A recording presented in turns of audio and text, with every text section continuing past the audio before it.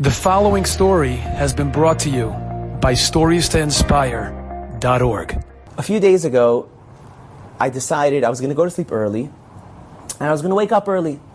I'm going to have a morning. It's going to be a ruchnius morning. I'll be able to learn before davening. And so I set my alarm. I wake up and get dressed, get ready. And it's dark outside. It's dark in the house. It's quiet, and all the kids are sleeping. And it's about 6 o'clock in the morning, and I'm walking down the steps, and it's like, I'm tiptoeing, and you hear the creaking on the carpet as they go down quietly. It's dark and quiet in the house. And I'm on my way to my ruchnius morning. It's going to be my spiritual morning of growth. And then all of a sudden I hear that sound. You know that sound? The last sound you want to hear in a quiet house when it's dark outside? You know where I'm going with this, right? Yeah, exactly. All right, all of a sudden, the baby starts crying. And I'm like, okay, maybe he'll go back to sleep. Oh, no. Now the 8-year-old is up. And the 8-year-old has to go get the baby. And now it's like, forget it, like all the lights on, like it's over. And my initial reaction was, great, spray-painted wall. I hit the wall. Tzvi, your spiritual morning just ended. Goodbye, ruchnius. Hello, breakfast, and getting everybody dressed. That was my initial thought. And then I thought to myself, 1 second. Maybe I thought my avodas Hashem that morning was to wake up and talk to Hashem and learn before davening. And my avodas Hashem that morning was to do just that. And that's ruchnius. But maybe not. Maybe my avodas Hashem that morning, and I thought this to myself at that moment where I was frustrated on those stairs, I thought maybe my avodas Hashem is supposed to be going from a place of frustration to a place of calm. Maybe it doesn't involve my sefer at all. Maybe my avodas Hashem this morning is to work on my emunah that what I thought is supposed to happen and what Hashem thought is supposed to happen are not the same thing, and that I need to get on the same page as what Hashem says my morning is supposed to look like. Maybe that's my avodah this morning. And I had like a complete paradigm shift. That when that kid is crying, and when I'm going to start preparing breakfast, that's ruchnius.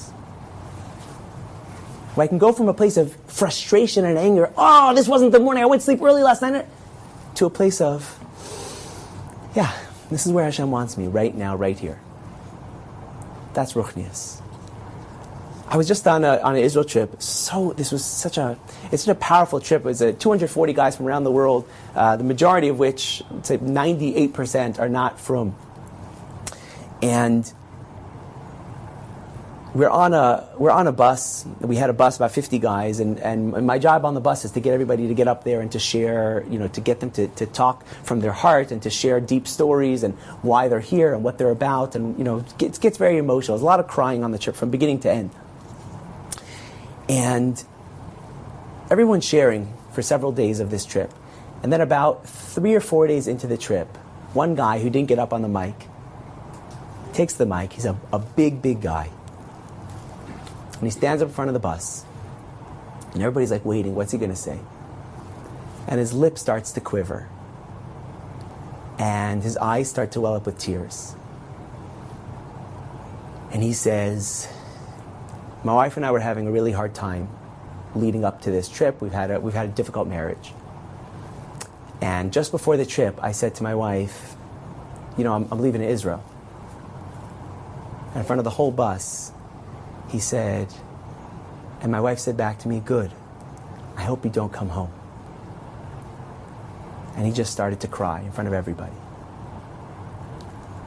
And then went on to say how over the last few days since that happened, they've been texting, they've been calling, and they've really committed to taking that marriage that was like in shambles before the trip and to really get it to a good place, to get it to a place where there's shalom bayis, and that they're committed to making that work.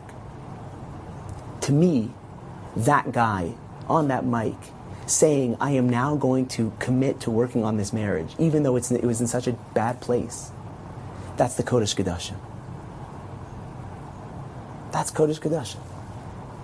Does it get any more ruchni than that? Like, what does HaKadosh Baruch Hu want from us? I'll tell you a true story. My wife and I, this is going back, maybe 5 years.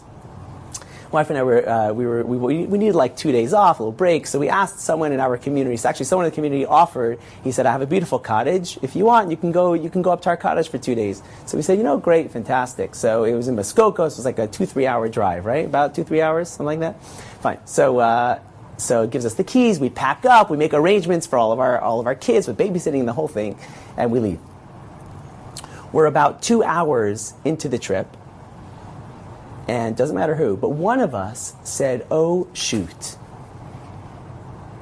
I forgot the keys." Right. Now imagine where that could go. Just imagine where that could go. Right? And we're not perfect. Baruch Hashem, we have great shalom bayis. We're not perfect.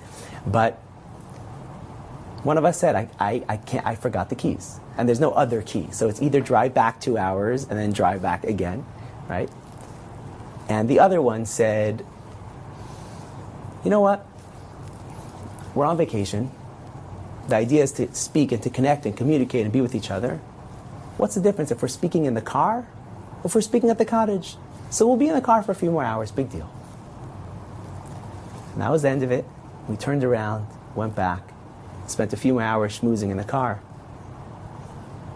It could have gone many directions. To me, that was Kodesh Kodashim. That's Ruchnius. Enjoyed this story? Come again. Bring a friend. StoriesToInspire.org